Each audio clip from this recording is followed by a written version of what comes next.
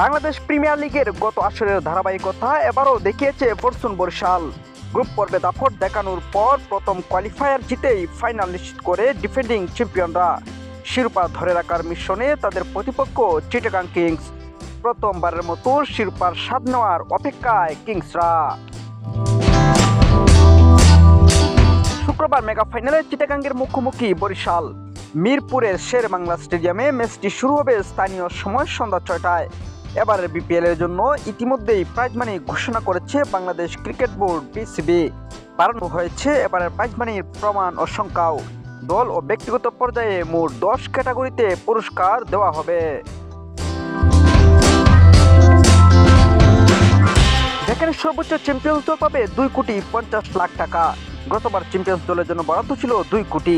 এবার মানির পরিমাণ বাড়ানো হয়েছে রানার্স আপ দলের ক্ষেত্রেও। ফাইনাল হারা দল এবার পাবে 1,50,00,000 টাকা, যা গতবার ছিল 1 কোটি টাকা। অর্থাৎ তাদের জন্য 50 লাখ টাকা বাড়ানো হয়েছে।